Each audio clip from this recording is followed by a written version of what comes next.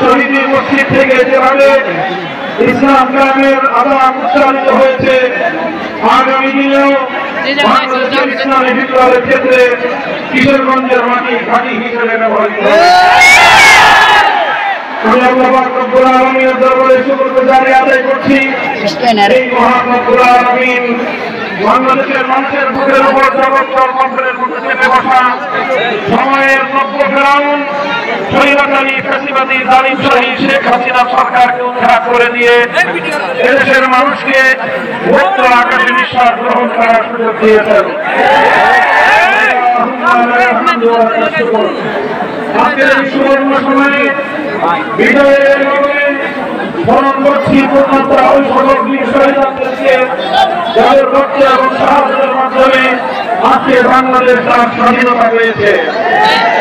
2009 সালে দেশপ্রেমিক সেনা কর্মকর্তা, 2013 সালের 17 সেপ্টেম্বরের বীর শহীদান, 2013 সালের আল্লামা সাঈদী রহমতুল্লাহ আলাইহির বিরুদ্ধে গ্রহণ করা কল্পিত মৃত্যুদণ্ডের রায়ের প্রেক্ষিতে শাহাদাত বরণকারী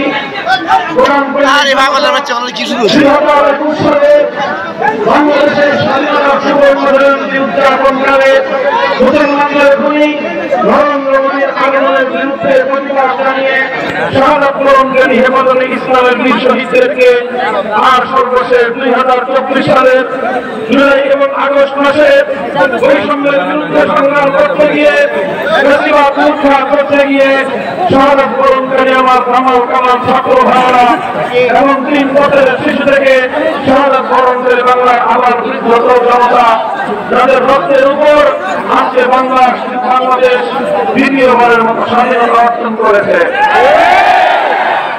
বেশিরভাগ মুক্ত এই বাংলাদেশে আমরা গোটা বাংলাদেশ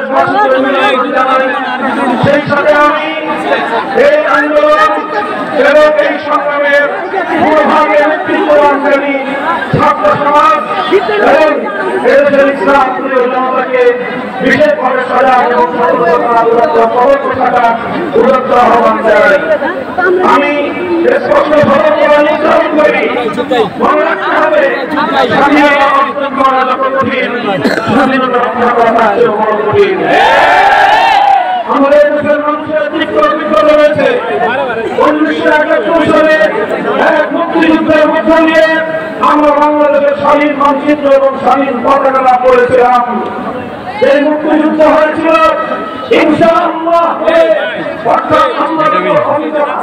বিশ্বাস করার মধ্য দিয়ে। এই স্বাধীনতার যুদ্ধ হয়েছিল